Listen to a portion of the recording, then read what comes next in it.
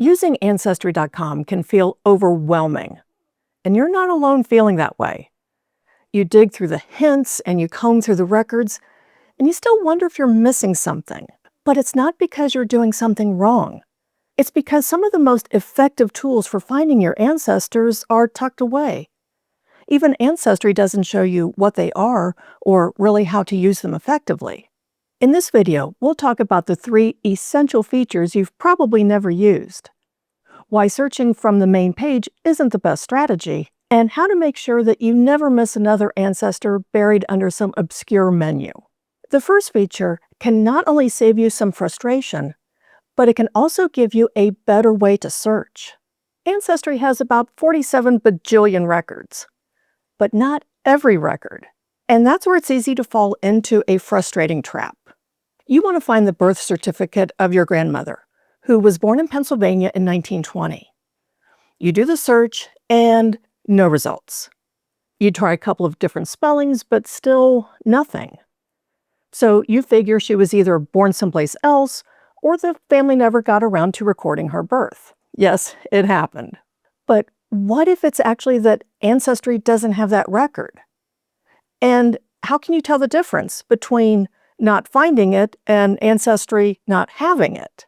Well, enter the Ancestry card catalog. I guess they were feeling nostalgic when they named it. When you click on Search Card Catalog and then enter Pennsylvania in the title, you'll get a list of all of Ancestry's collections with Pennsylvania in the title. You can change how the results are sorted or use the filters on the left to narrow the search.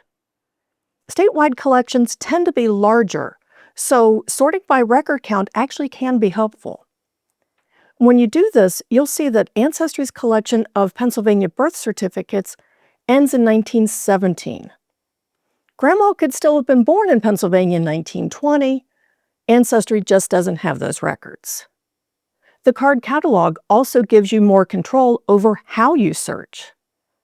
I've put together a free guide of 5 different ways to search, and you'll find a link to that down in the description. You know how when you search on Ancestry and you get like 1.3 million results?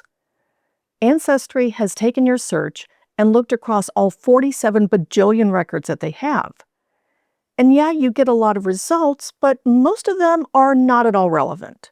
It's totally overwhelming and you end up frustrated. I had this happen when I was first looking for my ancestor, John Johnson. Yeah, he's been fun to research. I knew he was born in Canada and was living in Morgan County, Ohio by the 1840s. I wanted to find him in the 1850 census, but doing a search from the main page yielded far too many results.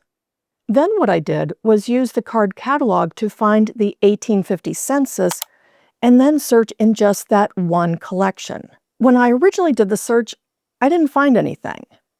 But I felt confident that he was there. So I searched again just in the 1850 census, searched without a name for people who had a birthplace in Canada, living specifically in Morgan County, Ohio, and who were male. And boom, there he was. If I had tried that search from the main search page and it had searched across all of Ancestry, I still would have had way too many results. Limiting myself to that one collection made it possible to find what I needed. But if he was there, why didn't I find him in my original search? He had been misindexed. I have since added a correction. But this leads to another powerful feature on Ancestry that you really need to use. Names can be tricky. Documents don't always use the spelling that we expect. Standard spellings of names really wasn't a thing in the past. Heck, I've seen a name spelled 2 different ways in the same document. You also have people writing down names as they heard them. And on top of that, you have Ancestry trying to index some interesting handwriting. How can you find your ancestor when the name is spelled differently or it's been misindexed?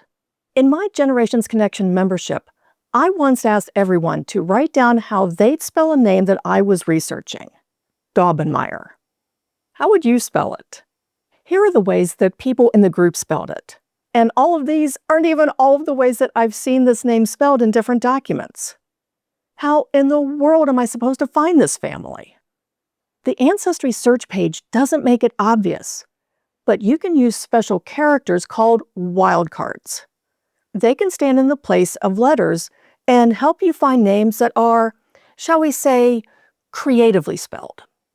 A question mark stands in for one letter. An asterisk can fill in for several or even none at all. If I wanted to find Daubenmeyers in Ohio in the 1880 census, I could search for D*, B*, M*, R. Get all those important letters in there. And look at all of the different ways that name has been spelled. Wildcards can really help you find more people. But what about even with your best searching?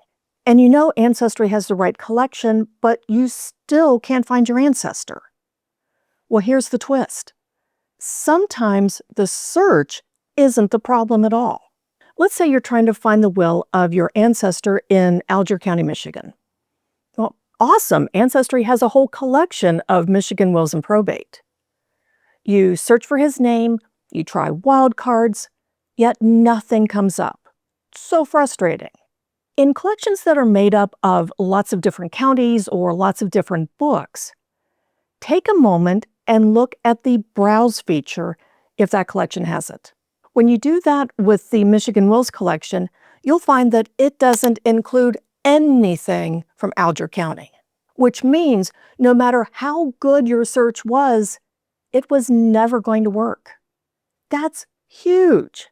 Taking that moment to browse first saves you from wasting time and energy and confidence trying to look for a record that Ancestry doesn't have.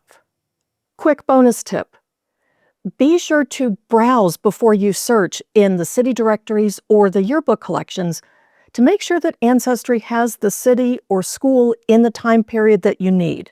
It will save you so much frustration. If you've ever been overwhelmed trying to dig up ancestors with Ancestry's tools, now you know how these hidden features can completely change your research game. But even with the right tools, how do you know if your research is heading in the right direction or falling into traps that are leading you away from your ancestors? In this next video, you'll learn a small shift in mindset that can make your genealogy research faster, clearer, and way more accurate. So you stop collecting random facts and start building more stories. See you over there.